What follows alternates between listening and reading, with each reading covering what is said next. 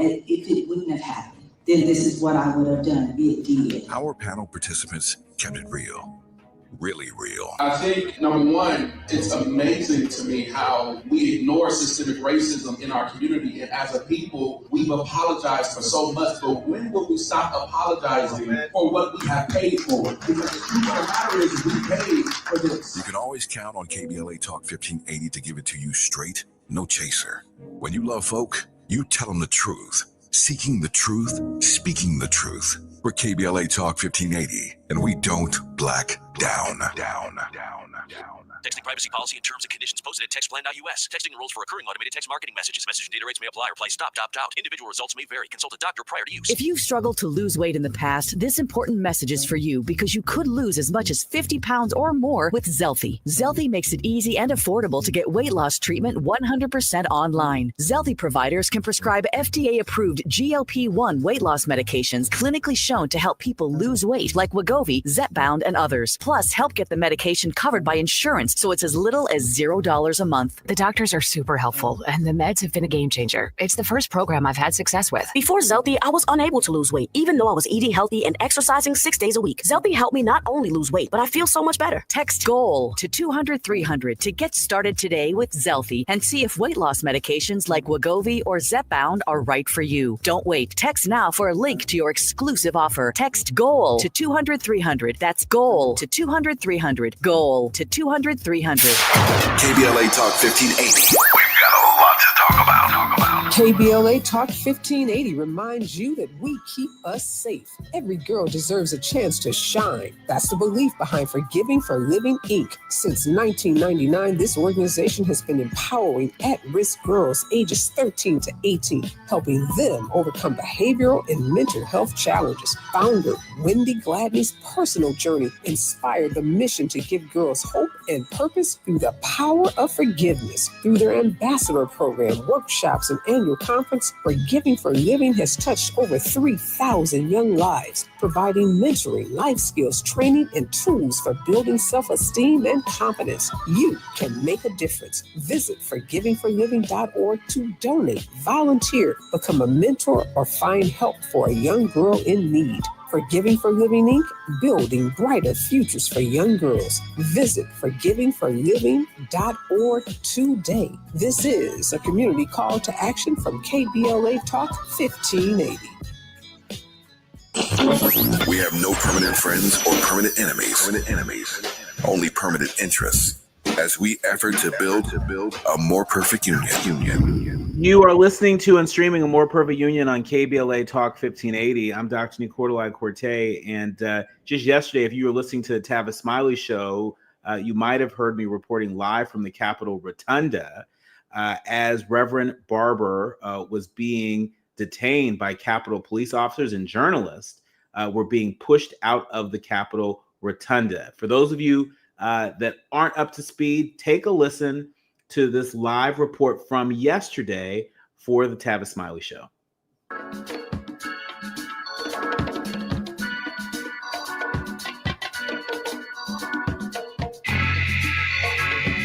So before I get to my scheduled guest in this third and final hour of our program today, that would be Marcus Collins, talking about the current status of Brand America, 100 days into Trump 2.0.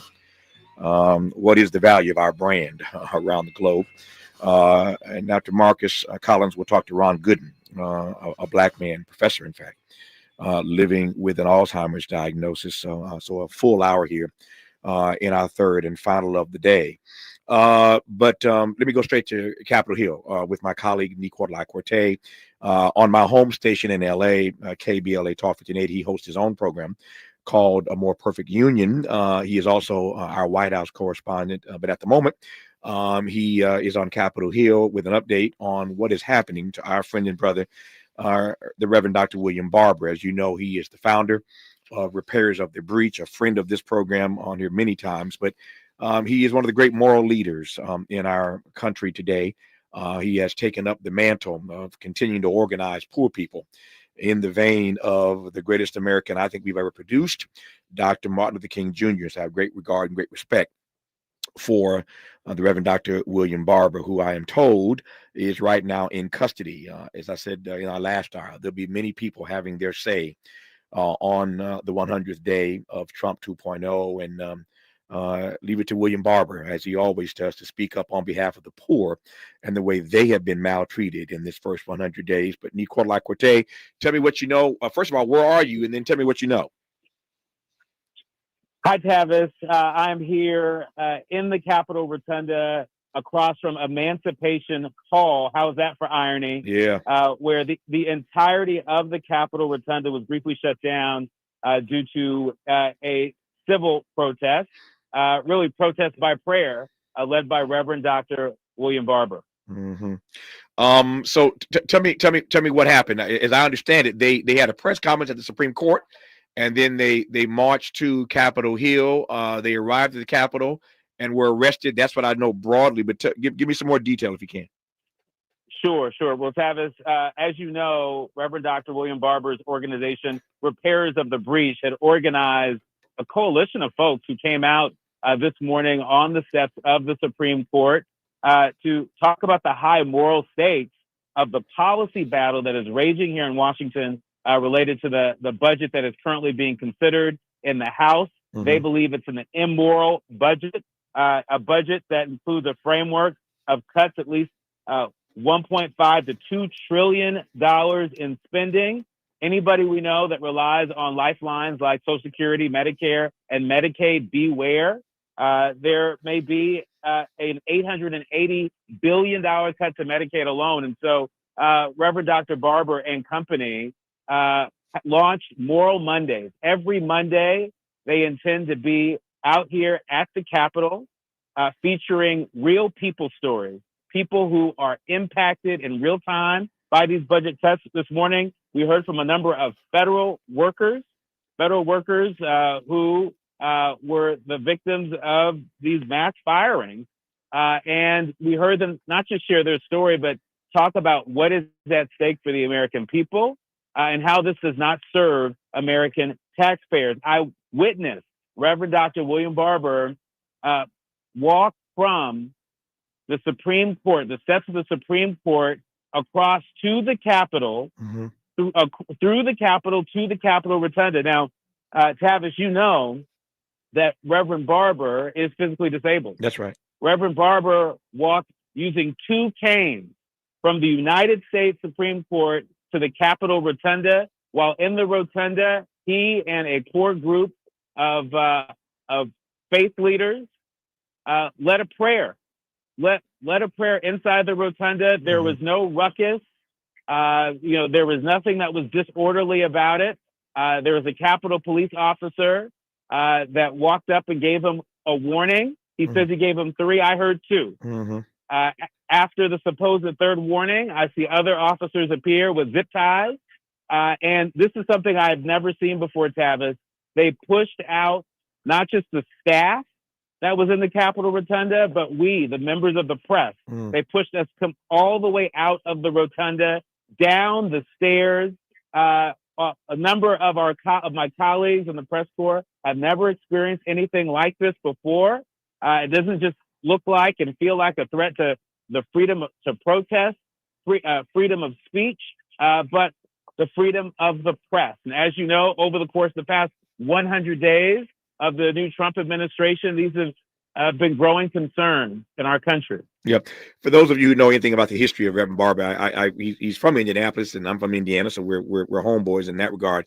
But he spent a lot of years in North Carolina, and while in North Carolina, of course, he was president of the NAACP in the state of North Carolina. He is now at Yale University running his own program.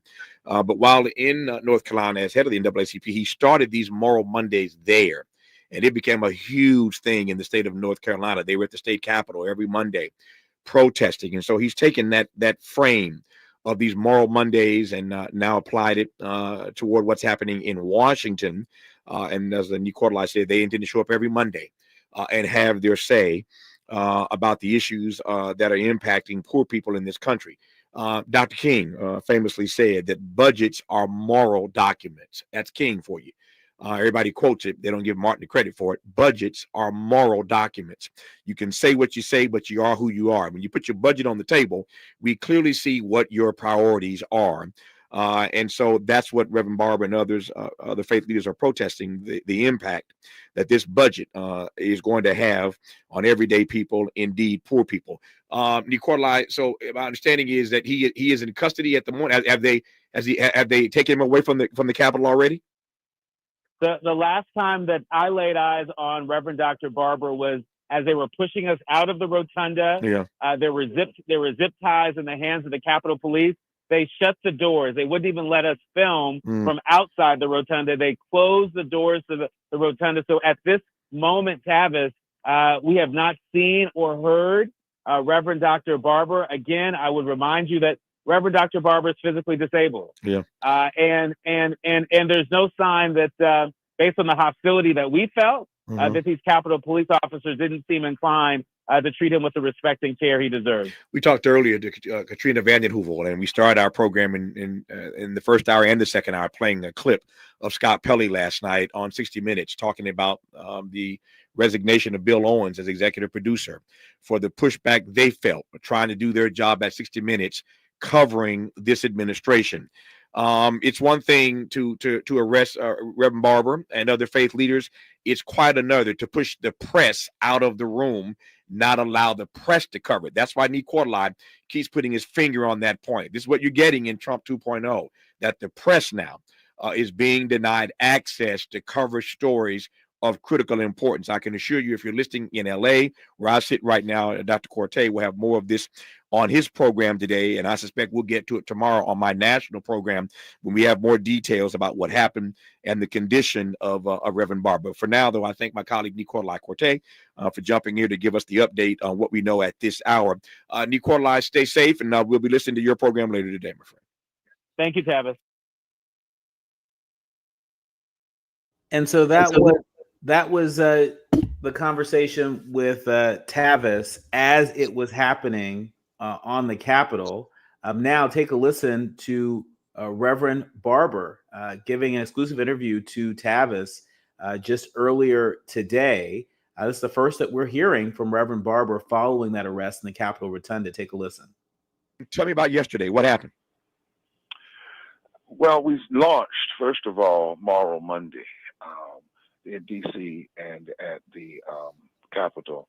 We actually started on Ash Wednesday. We started looking at this budget, and we got the Institute for Policy Study and the Economic Policy Group to do a deep dive on what's really happening with this budget that so many people are not paying attention to. And Tavis, what we found is we're talking about a budget that could be, number one, it'll be for 10 years. Number two, is cuts $2 trillion from the budget, which means you can't do it without attacking Medicaid and Medicare and Social Security and blocking living wages and things of that nature.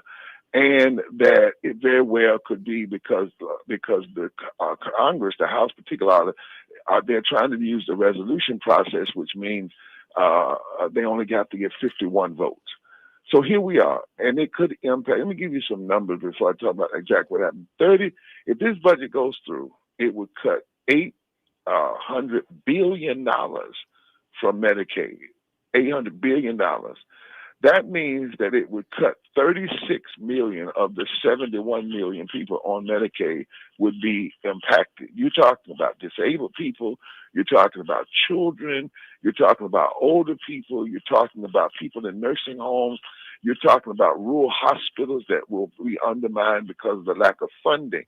And you're talking about Black people. 11 million Black people are in that 70-some million. 11 million. 19% of the total of Medicaid. And if it happens, it could devastate this country. Now, we went in on yesterday. We had clergy from 8 different denominations to launch Moral Monday. We had impacted people. We had the National Urban League that has thrown itself behind this effort to build Moral Monday in D.C. We had impacted people there, federal workers. We had Tavis. We had persons who need Medicaid, and they spoke as well. We then proceeded into the Capitol. When we got into the Capitol, a group of us went into Rotunda to pray a prayer. The prayer. That's all we did was praying a prayer, but the prayer was focused on the budget and how wrongful it is, how sinful it is, how unconstitutional it is, how economically insane it is. After 3 warnings, the police came to us. They put everybody out, which was strange to us. Everybody out, even the media, and they put us under arrest. Now, I did have my canes, and they were cordial, but they still put handcuffs on us. And which meant for me having to take 2 canes, make it in one hand, and just figure out another way to walk, down through. They did offer a wheelchair, but that kind of thing, that what they had doesn't work for me. But here's the point. On that same day, Trump had initiated something saying he wanted to root out anti-Christian things in the federal government. Well, what's more anti-Christian than cutting health care? What's more anti-Christian than passing a budget that would cut millions of people, children, from free and reduced lunch? What's more anti-Christian than a budget that says that people making $7.25 an hour make enough, and it may be too much, and we don't need to raise the minimum wage to a living wage? So they arrested us in that rotunda, and let me say this: where we were standing. We were standing in front of the statue, because there's Rosa Parks. Yep. But then there's another statue of the suffragists, and on that statue, one of the sculptures is unfinished to represent all of the women that have stood down through the years. And on yesterday, our focus was on how this budget will devastate the lives of women and children and workers. That's what we were focused on. That's where we stood. And after praying for about 15 minutes, we found ourselves arrested and taken off to jail. Yep. How did you process in that moment being preyed on? That's PREYED, being preyed on while y'all were praying. Yeah. Well, I processed it by saying that's what's happening in our legislature, our Congress right now. Yeah, and I'm not naive to say it hadn't happened under other Congresses too, but in this moment, it's happening with extraordinary speed and extraordinary strategy. Bannon had said that they wanted the president to do 100 days of thunder, and while that's happening, they're distracting everybody. They wanted to focus on getting a hold of the $5 trillion budget, giving $2 trillion tax cuts to the wealth and the greedy, and then dismantling what they call the administrative state. So what I thought about was how every day they open the house with prayer, P-R-A-Y, but then pray, P-R-E-Y, on the very people that, if you are a true prayer under God, you should not be doing it. The Cabs always got a text for you. Text Isaiah 10, woe unto those who legislate evil and rob the poor of their rights and make women and children their prey, P-R-E-Y. And that's exactly what's happening. And then lastly, I processed it by saying, how many people's lives will be arrested with pain and will be arrested by more disability, will be arrested by death? Because in this budget, everything they attempt to do has a death measurement. For every 500,000 people denied health care, and we're in a country where we have 87 million people who are either uninsured or underinsured. We're the only of the wealthiest countries in the world that doesn't offer some form of universal health care. But for every 500,000 people denied health care, about 2,500 people die. And so this budget is not benign. It's a budget full of destruction, disability, and death. And we've got to wake the American people up. We've got to wake Black people up and brown people up and everybody up, because it is important. I understand challenging corporate America. I've done that. You ought to do it. There's a place for that. But give you the comparison. Target has 400,000 workers, but this budget will knock 36 million people off of health care. Target has 400,000 workers, but if this budget goes through, it will kick 7 million Black people off of Medicaid. We may be able to do both at the same time, but we can't do one and leave off the other. No, that's sobering analysis. That is sobering analysis. When we come forward, I want to give Reverend Barber a chance to unpack what King said about budgets. Dr. King said that budgets are moral documents. Budgets are moral documents. I wonder, in that frame, how Reverend Barber views this particular budget. For that matter, how Dr. King might view this particular budget, given that budgets are moral documents. When we come forward, more with Reverend William Barber, his exclusive interview just earlier today with Tavis Smiley. You're listening to A More Perfect Union on KBLA Talk 1580. If you're looking to be engaged, enlightened, and empowered about issues related to national politics, elections, identity, culture change, and social justice, you tuned into the right place. A More Perfect Union continues when we come forward.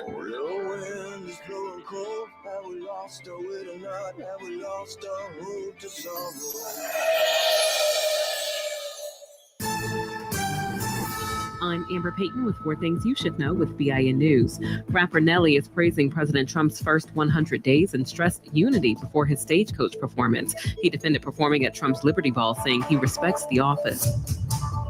Black Maryland Rep Kwesi Mfume is offering prayers for Rep Jerry Connolly, who's battling esophageal cancer and stepping down from Congress. Mfume praised Connolly's leadership and friendship during his 16 years in office. New Haven, Connecticut has renamed its adult education center after civil rights leader Pastor Edwin Edmonds, who died in 2007. He was known for supporting Black residents through training programs and community work. In the 688, the only all-Black, all-female Army unit in World War II was honored at the Capitol for clearing 17 million pieces of troop mail in just 3 months. The ceremony celebrated their service and lasting legacy amid ongoing pushback against federal diversity efforts. Get BIN News on demand 24/7 on the iHeartRadio app. We've got trouble on the 405 freeway northbound before Mulholland. The crash in the carpool lane as you stopped from Washington Boulevard. Expect an additional 45 minutes or so of driving because of that problem.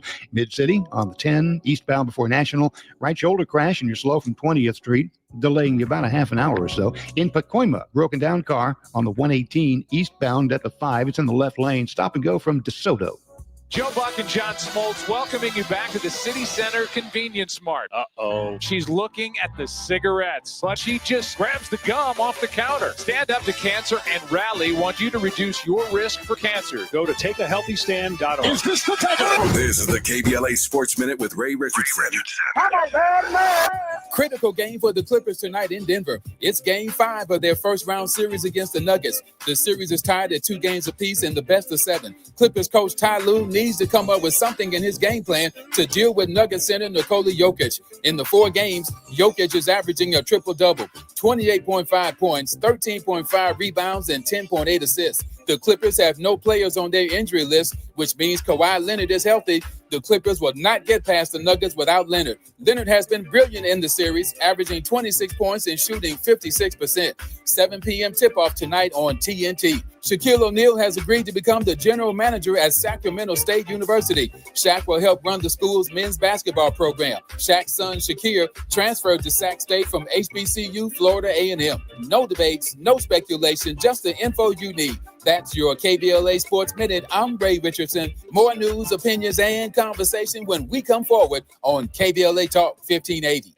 KBLA Talk 1580 and the California Black Chamber of Commerce invite you to the Small Business Development Workshop, How to Do Business with California Government, on Thursday, May 15th at Victory Park in Pasadena, 2575 Paloma Street. Get certified and register as a new bidder. Sell products and services to the state. Learn about pre-bid events and more, and it's all free. All you have to do is sign up at www.calbcc.org. That's www.calbcc.org. Registration for the Small Business Development Workshop, How to Do Business with California Government, begins at 9 a.m. and the workshop concludes at 1 p.m. on Thursday, May 15th at Victory Park in Pasadena, 2575 Paloma Street. This is a community call to action from the California Black Chamber of Commerce and KBLA Talk 1580. Nearly 7 million Americans aged 65 and older are living with Alzheimer's disease, also known as AD, a type of dementia that affects memory, thinking, and behavior, making everyday tasks challenging. But did you know that Black adults aged 65 and older are twice as likely as white adults to develop AD? There are things you can do to help reduce your risk for developing AD. Managing conditions like diabetes and high blood pressure is crucial. Staying physically active, maintaining social connections, eating a healthy diet, and keeping your mind engaged with activities like reading or puzzles can all contribute to brain health. It's also important to recognize some common signs and symptoms of early AD, such as forgetfulness that causes problems with everyday life, asking the same question a few times in a row, and difficulty concentrating on basic tasks. If you see these signs in yourself or a loved one, don't wait. Early diagnosis and intervention are key to managing AD effectively. To learn more about AD and a potential treatment option, visit treatallzearly.com. That's treatallzearly.com. This message is brought to you by AZI. Hey there, Los Angeles. This is James Lucky Jr., publisher and editor of Los Angeles News Observer.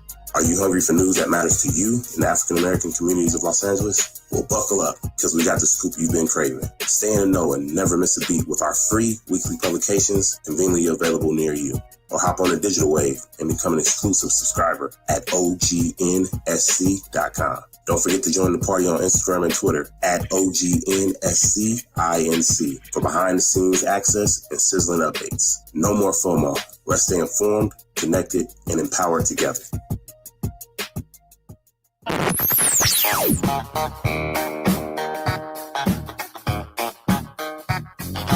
This is KBLA Talk 1580. Talk radio. That's music to your ears. We're unapologetically progressive. KBLA Talk 1580. Hit me! National news of consequence, informed opinion, and analysis beyond the headlines. You're listening to A More Perfect Union on KBLA Talk 1580. You are listening to and streaming A More Perfect Union on KBLA Talk 1580. I'm Dr. Nii-Quartelai Quartey, and we have been listening to an exclusive interview with Reverend William Barber, who is with Repairers of the Breach. He is continuing to lead a movement that is about justice and dignity for all Americans, all people, particularly the poor. He was arrested at the U.S. Capitol Rotunda just yesterday. I was right there. I saw it all transpire. And this is the first time we are hearing directly from Reverend William Barber following that arrest that, in my opinion, was an assault on free speech, was an assault on freedom of the press, and was an assault on religious freedom as well. He was arrested while praying in the Capitol. Take a listen to part 2 of his exclusive conversation with my friend, brother, and colleague Tavis Smiley just earlier today. I recall, Reverend Barber, when you started these Moral Mondays down in North Carolina, and I am mindful of the fact that Donald Trump has the overwhelming support of the so-called moral majority. But King said that budgets are moral documents. There's a disconnect somewhere here. There's some cognitive dissonance here. Can you explain it to me? Well, Trump has, yes, certainly the support. I think 45% of his base was the so-called religious nationalists. Mm-hmm. Now, whether they're moral or not is a whole nother issue. Because if you ever notice, Travis, they don't have I mean, that's another issue. Yes, sir. Yes, sir. Have you ever noticed they never say, well, this is what Jesus said? They got a Jesus problem, they have a Holy Spirit problem, and they have a Bible problem. But they use the name religion, but they never will talk about it being a form of Christian thought. They try to, but it just doesn't fly. They can't find Jesus anywhere in their doctrine. And so what it is an age-old kind of hypocrisy, slave master religion. I mean, it's heresy right in front of us. And they're losing members. They're losing young folk, and others data tell us that they're losing members. Part of the issue so much when it comes to Trump and him getting elected is not who voted for him, but who stayed home. Mm-hmm. The 30% of people that stayed home, the millions of people that stayed home for whatever reason. But here's the other issue. King said, moral issue. The Bible says you don't have to wonder where a person's heart is. Just follow the money. Mm-hmm. Mm-hmm. Because where your treasure is, that's where your heart is. That's it. So let's look at this budget and see where their heart is. This budget, if you go through it, seeks to codify into law all of the things that Musk has done with DOGE. Where is your heart? Mm-hmm. This budget says if you make $7.25 an hour or $15,000 a year, that's enough. You're not poor. If you make $16,000 a year, you're not poor and you don't need any rate. Where's your heart? This budget will affect 10 million people with disability on Medicaid, and millions of adults and hospitals. This budget will cut 24 million children from free and reduced lunch. Everywhere you look on this budget, you cannot find any place where it lines up with the words of Jesus. When I was hungry, did you feed me? When I was naked, did you clothe me? When I was an immigrant, did you welcome me? Or nowhere will you find it lines up with the prophets. So what you have is this budget clearly tells folk that those who are purporting it and pushing it, what they care most about is how they can give $2 trillion of tax cuts to the greedy. And what they don't care about are the people in this community, in this country, whoever they are, who are sick, who are low wage, who are in public education. They just do not care because the budget exposes that. And the other thing King was basing that on is it says the love of money is the root of all My evil. grandmama said the root. Yeah, the root. Because grandmama said when you love money, that's it. You got a root and a root. That's she it. said it's rooted in evil, and the root puts a rut on you. Now, anybody from down south, Louisiana and North Carolina stuff, you know what a rut is. Yes, you know what a root is. And so really the love of money puts a rut on you, a root on you, because think about this time. What mythology? What's going on in your mind when you have power and all you can do when you get up in the morning is think about how many people's health care can I take today? How many poor people can I keep poor today? How many people's labor rights can I? What mythology is going on inside of you? And then to think that if you do this, it's just going to hurt black and brown people, when the majority of the people it's going to hurt are actually going to be poor, low-wage white people. When we come forward in our remaining moments with Reverend Barber, I want to ask him, obviously we will never know, but I wonder how different this moment might be. King was organizing the poor. Reverend Barber has picked that mantle up, organizing the poor. I wonder how different this moment might be, or whether, in fact, we would even be in this moment if the Democrats had talked less about the so-called middle class and organized the poor. That's the exit question for Reverend Barber when we come forward. It's definitely a question that so many of us have had on our mind. If you haven't listened to this interview that aired earlier today live on Tavis Smiley Show, you don't want to miss Reverend Barber's response to this question. I think it may be even instructive to how politicos may find their way out of the political wilderness. You're listening to A More Perfect Union on KBLA Talk 1580. More of the exclusive Tavis Smiley interview with Reverend Dr. William Barber post U.S. Capitol arrest. Striving to make America a nation as good as its promise.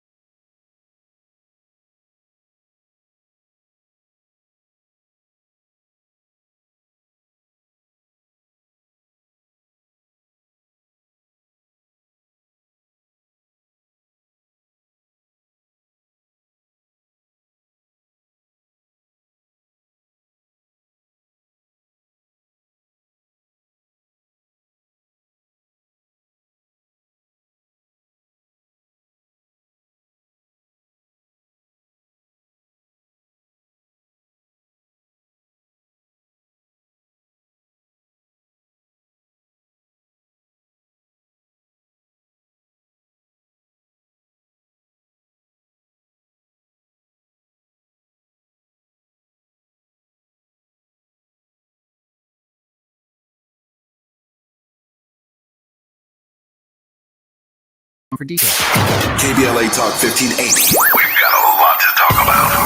KBLA Talk 1580, connecting you with services and solutions. The Autopsy Initiative provides a second autopsy free of charge for victims' families who have lost their loved ones due to a police-related death. The services offered through the initiative include the completion of a second autopsy, disclosure of preliminary findings, and a final autopsy report.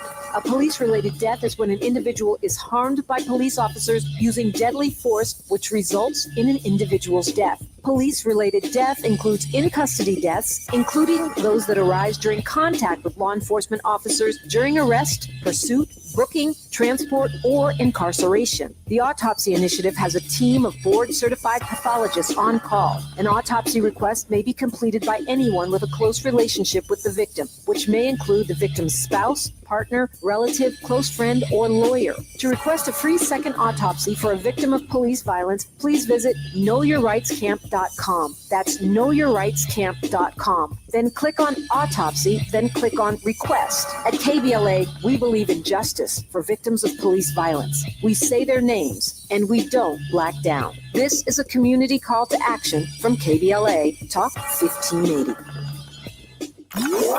Notable journalists, industry leaders, lawmakers, change makers, tastemakers, and you, working to build a more perfect union on KBLA Talk 1580. You are listening to and streaming A More Perfect Union on KBLA Talk 1580. We've been listening to the exclusive Tavis Smiley interview with Reverend Dr. William Barber. As I mentioned earlier, I was covering him on the steps of the U.S. Supreme Court yesterday. And then we walked across the street to the U.S. Capitol and all the way to the Rotunda. And I watched it all go down from beginning to end, where, in my view, Reverend Barber was praying peacefully with other faith leaders when U.S. Capitol Police issued warnings saying he was being disruptive, when I could not imagine the least disruptive thing praying in the Capitol Rotunda. And then they pushed us all out. Staff and press pushed us out of the Rotunda and closed the doors of the Rotunda so we wouldn't have a line of sight to document what was happening and how Reverend Barber and some of those other faith leaders were being treated. As I mentioned in my social media post, and to anyone who will listen, I'm okay. And clearly, Reverend Barber, based on this interview, is okay. First Amendment, not so much. What happened yesterday is not normal. Take a listen to the final part of this exclusive interview that Tavis did with Reverend Barber, responding to the question around engaging the poor. There's a lot of talk about the middle class when it comes to the impact of this Republican budget that they're pressing to pass very, very, very, very quickly. But there's not enough talk about the impacts on the poor and the vulnerable. Take a listen to what Reverend Barber told Tavis. And I want to yield the balance of my time to the Right Reverend Dr. William Barber to address this question. How might this moment be different? Would we even be in this moment if Democrats had talked less about the so-called middle class and organized the poor? No, we would not be in this moment. We would not be in the moments we have been in. And in fact, if people want to learn more about that, Tavis, have them text Morrow for 32846. Here's the facts. The greatest, most potential voting bloc in this country for expansion are the 30 million poor and low-wage infrequent voters. There's not a battleground state where poor and low-wage voters now represent under 36% of the electorate. In Pennsylvania and North Carolina alone, if you had just mobilized 12 to 15% of poor and low-wage voters that did not vote, those and they had voted an agenda, they would have transformed the elections in those areas. In all of the battleground states that Trump won, so-called battleground states he won, just the 12% increase in the number of poor and low-wage voters could have actually turned that in a different way. But poor and low-wage people have said time and time again, nobody talks to them. Nobody talks to them. Nobody speaks their language. Nobody says, if we get elected, this is what we're actually going to do. You did not, 70% last year of Americans want a raise in living wage. Democrats did not make that a central part of their campaigning. And it was a travesty that we didn't. And I'm an independent, but I will tell you, and I will say it on your show, and I mean this prophetically. If America does not get serious about the stones that the builders rejected becoming the cornerstones of a new political reality in this country, God help us. Because authoritarianism and demagoguery and wannabe dictators will rule and rule and rule as long as we ignore the rejected stones. That's the only group that can save this country. I got 30 seconds left. Will the moral Moral Mondays continue in Washington? Oh yes, we started with 17 people in April 28th was actually the anniversary of 2013. We started with 17 people. In 7 months, it was 80,000 people showing up, and some 2,000 people have been arrested. And I won't get into all of the change that it made in North Carolina. We'll talk about that later. But that yesterday was the inauguration. We are a resurrection and not an insurrection, and we intend to be right there. You've been listening to A More Perfect Union on KBLA Talk 1580. You heard it there from Reverend Dr. William Barber, Profile and Courage, if you ask me. Let me just say that there was something really noteworthy about seeing this leader who, as has been mentioned in this interview, as is clear for folks who've been streaming on YouTube and watching some of the images that we have populated on the screen for you, it's clear that he's disabled. He walks with not one, but two canes. Two canes. You ever watch somebody walk from the steps of the United States Supreme Court to the U.S. Capitol, through and around the U.S. Capitol to the Capitol Rotunda, using two canes? That's what I witnessed. That's who the Capitol Police arrested yesterday while praying in the Rotunda. That's what the Capitol Police didn't want we, members of the press, they didn't want us to see that. They didn't want us to photograph it. They didn't want us to take video of it. They didn't want us to document it. This is what is happening in our country. In our country. And every Monday,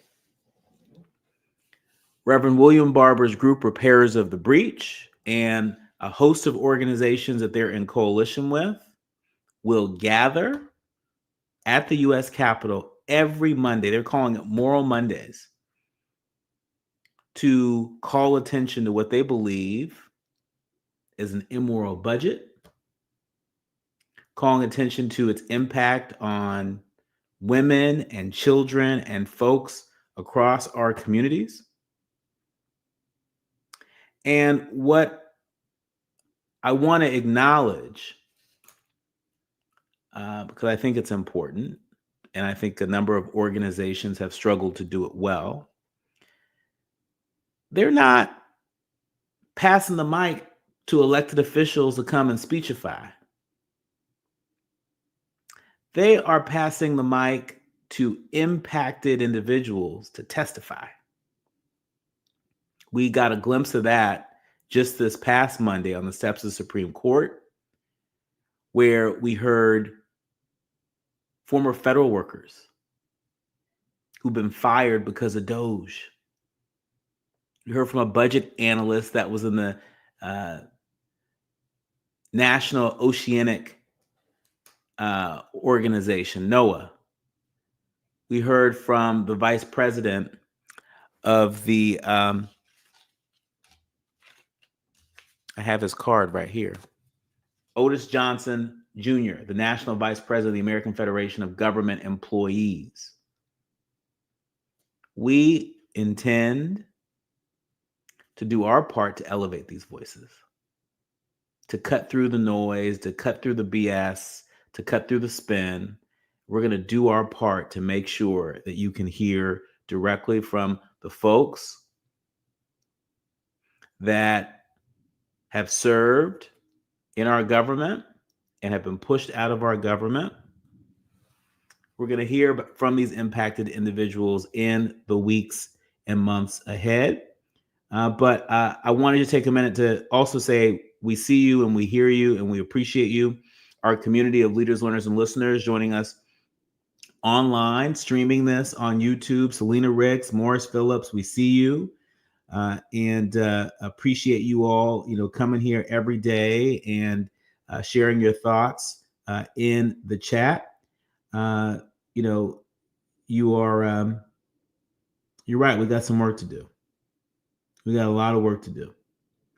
But we're glad that we can be a source where you can stay informed. And that's what we will do. Before we let you go, I would be remiss if I didn't acknowledge this 30th anniversary of an event that really changed so many lives in greater Los Angeles, the LA riots or LA uprising, depending on your point of view, 30 years later. Have you heard of Laura King? Laura King, she was 7 years old when she saw the black and white video on TV news, that grainy footage that maybe you've seen of the 4 police officers savagely beating a black man. Well, first, she thought how odd it was that this man on TV shared her father's name. And as she looked around at the faces of her family, she realized it was her dad. Then she thought, he can't survive this. Laura King thought she was watching her father die. And when she saw him afterwards, she didn't recognize his face. It was so swollen and bruised. She was terrified until the man smiled. It was her father's unmistakable smile. Rodney King survived that beating, but his daughter said he carried its scars until he died in 2012. It was more than the broken bones and the brain damage. It was the emotional scars as well as the trauma. And when she thinks of her father now, she doesn't think of that video. She thinks of his smile, calling his smile electric to her.